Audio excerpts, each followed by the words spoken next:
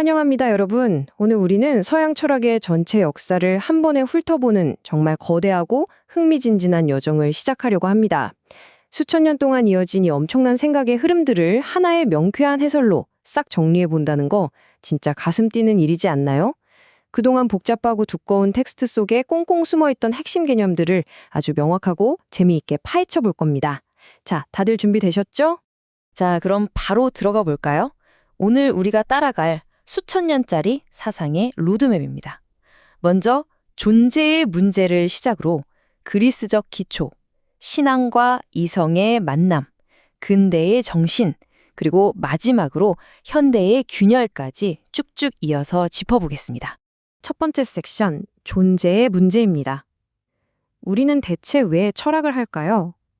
본격적인 역사 이야기로 넘어가기 전에 제가 질문 하나 드릴게요. 여러분은 스스로를 둘러싼 이 복잡한 세상을 대체 어떻게 이해하려고 하시나요? 살다 보면 불쑥, 나는 왜 여기에 있지? 이 모든 건 다 무슨 의미일까? 이런 생각 드실 때 있잖아요. 바로 그 순간이 모든 철학이 시작되는 진짜 출발점입니다. 여기서 아주 핵심적인 문장을 하나 짚고 넘어가죠. 철학이란 존재의 문제를 해결하거나 우리가 경험하는 세계를 이해할 수 있도록 만들려는 시도라는 겁니다.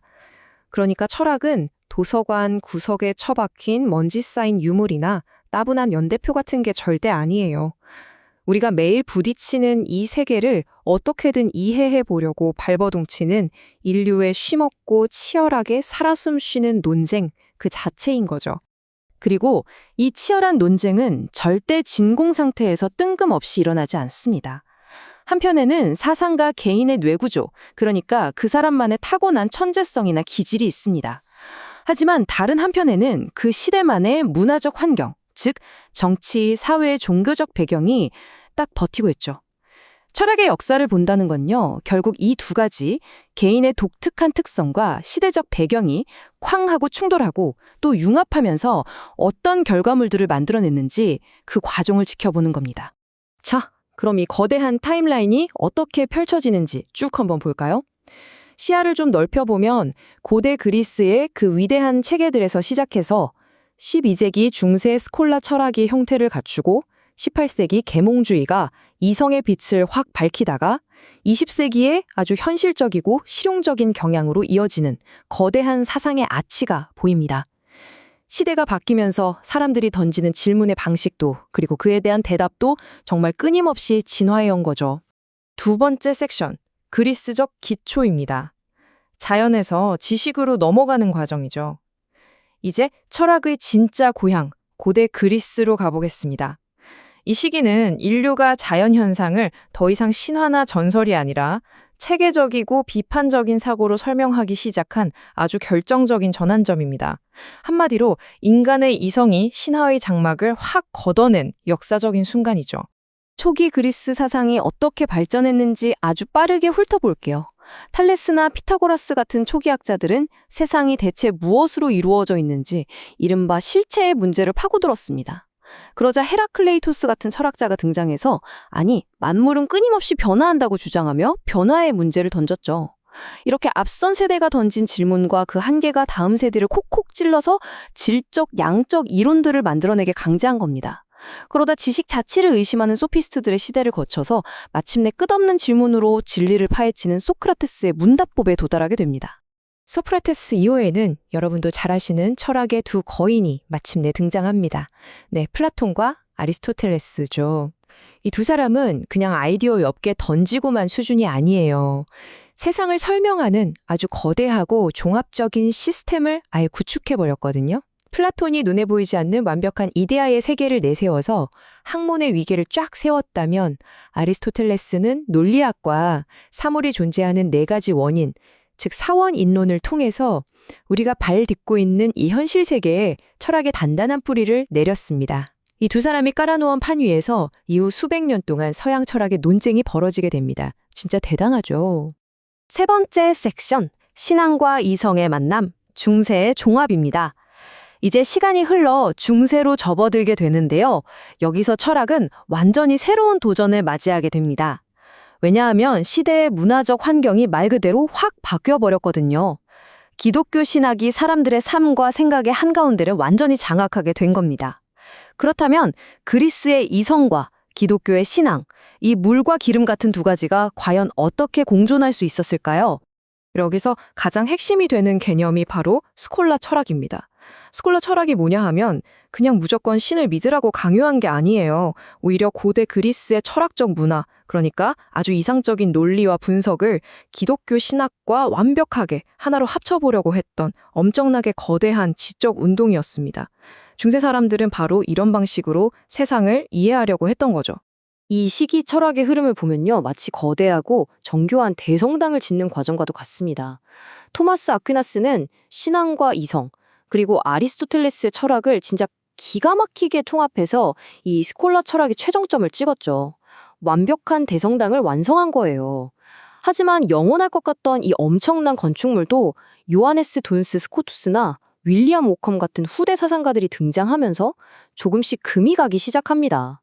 이들은 이성과 신앙 사이에 명확하게 선을 긋기 시작했고, 결국 철학과 신학의 이 위대한 종합은 서서히 쪼개지면서 쇠퇴의 길을 걷게 됩니다. 네 번째 섹션, 근대의 정신입니다. 부제는 거대한 진자운동이죠. 이제 철학의 시계가 엄청나게 빨리 돌아가는 근대로 넘어왔습니다.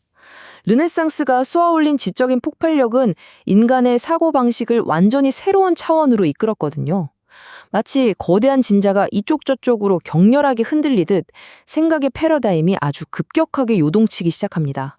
근대를 이해하는 가장 중요한 키워드는 바로 권위에 대한 반란입니다. 수백 년 동안 절대적이었던 중세 교회와 옛 학자들의 권위가 이제 힘을 잃은 거예요. 그 자리를 자연과학이 치고 올라왔죠. 사상가들은 더 이상 옛날 책만 파고 있지 않았습니다. 책을 덮고 직접 눈으로 세상을 관찰하기 시작한 거죠. 프랜시스 베이컨은 실험과 관찰을 강조하는 귀납법을 내세웠고, 토마스 홉스는 옛 방식에서 완전히 벗어난 새로운 정치학의 뼈대를 세우면서 완전히 새로운 지식의 판을 깔았습니다. 그리고 여기서 정말 재미있는 구도가 펼쳐집니다. 근대 철학을 쥐락펴락했던 두 거대한 진영의 피 튀기는 대결인데요. 핵심은 하나였어요. 우리는 도대체 어떻게 지식을 얻는가? 데카르트, 스피노자, 라이프니츠 같은 대륙의 합리론자들은 우리 인간이 태어날 때부터 이미 머릿속에 이성과 지성을 가지고 태어난다고 굳게 믿었습니다. 하지만 바다 건너 영국의 경험론자들, 그러니까 로크, 버클리, 휴문 전혀 다르게 생각했죠. 인간의 머리는 원래 텅 빈 백지 상태고 우리가 직접 보고, 듣고, 느끼는 감각적 경험만이 진짜 지식을 만든다고 맞불을 놓은 겁니다. 완전 팽팽하죠? 이렇게 도저히 끝날 기미가 안 보이던 합리론과 경험론의 치열한 싸움판에 드디어 끝판왕 심판관이 등판합니다. 바로 임마누엘 칸트입니다. 동네 사람들이 산책하는 거 보고 시계를 맞췄다는 그 엄청난 완벽주의자 말이죠. 칸트의 초월적 방법은 경험이나 이성 중 어느 한쪽 손을 들어준 게 아니에요. 대신 우리 인간이 도대체 무엇을 경험할 수 있고 어디까지 이해할 수 있는지, 그 인식의 한계 자체를 아주 날카롭게 분석해 버렸습니다. 쉽게 말해서 경험이 지식의 재료를 던져주면 이성이 그 재료를 착착 조립하는 틀을 제공한다는 거죠. 이 혁명적인 아이디어는 그동안 이어져 온 위대한 대화의 판도를 영원히 바꿔놓았습니다. 다섯 번째 섹션, 현대의 균열, 현대 사상의 폭발입니다. 칸트 이후의 철학은요, 예쁘게 하나로 모이는 게 아니라 그야말로 사방팔방으로 쾅 하고 폭발해버립니다. 이 마지막 섹션에서는 19세기와 20세기를 거치면서 철학이라는 거대한 덩어리가 어떻게 수많은 조각으로 산산조각 났는지 살펴보겠습니다. 자, 페이스 좀 올려볼까요?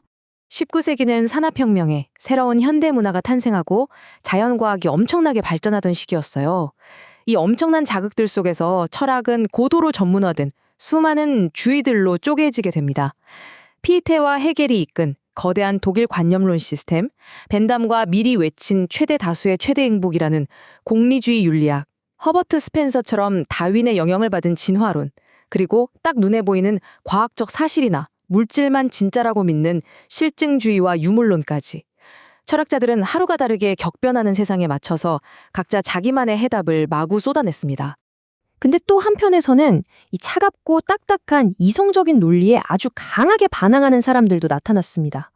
인간의 삶이라는 게 논리만으로는 도저히 설명 안 되는 구석이 너무 많잖아요? 그래서 이 사람들은 우리 본성 저 밑바닥에 숨어 있는 맹목적이고 펄펄 끓는 충동에 집중하기 시작했어요. 세상을 비관적인 맹목적 의지로 묘사했던 쇼펜하우어나 기존의 모든 가치관을 뒤집어 엎으면서 인간 내면의 역동적인 힘을 엄청나게 강조했던 니체의 도발적인 권력의 의지가 딱 그런 경우죠. 인간을 머리가 아니라 가슴과 본능, 그 끈적한 민낯으로 이해해 보려고 했던 겁니다. 자, 현대에 가까워질수록 사상의 밀도가 정말 숨막힐 정도로 빽빽해진다는 거 느껴지시나요? 세계대전이라는 엄청난 비극 속에서 인간이란 존재의 의미를 묻던 하이데거와 사르트르의 실존주의부터 삶의 생생한 역동성을 잡아내려던 베르구송의 직관주의, 의식의 구조를 현미경처럼 파고든 후설의 현상학, 철학이 현실에서 얼마나 써먹을 수 있는지가 제일 중요하다고 본 제임스와 듀이의 실용주의, 그리고 언어와 논리를 칼같이 분석하는 분석 철학까지. 와, 정말 많죠? 이 어지러운 철학의 분열은 우리가 살고 있는 지금 현대사회가 얼마나 복잡하고 다양한 모습을 하고 있는지를 너무나도 완벽하게 보여주는 거울 같은 겁니다. 이제 마지막으로 여러분께 재미있는 질문을 하나 던지면서 오늘 이 시간을 마무리해 볼까 합니다. 지금까지 보신 것처럼 철학이 뜬구름 잡는 소리가 아니라 그 시대의 정치, 사회, 기술적 환경이 만들어낸 결과물이라면 말이죠. 인공지능이 일상화되고 우주로 로켓을 쏘아 올리고 전 세계가 초연결된 지금 이 시대의 문화는 과연 어떤 새로운 철학을 잉태하고 있을까요? 고대 그리스에서 존재의 문제로 시작된 이 길고 긴 위대한 대화는 여전히 지금 이 순간에도 진행 중입니다. 그리고 이 대화의 다음 챕터를 써내려가는 건 바로 지금 이 시대를 치열하게 찾아가고 있는 우리 모두의 몫이 아닐까요? 이 흥미진진한 질문을 여러분의 머릿속에 남겨두면서 오늘의 해설은 여기서 마치겠습니다. 지금까지 함께해 주셔서 정말 감사합니다.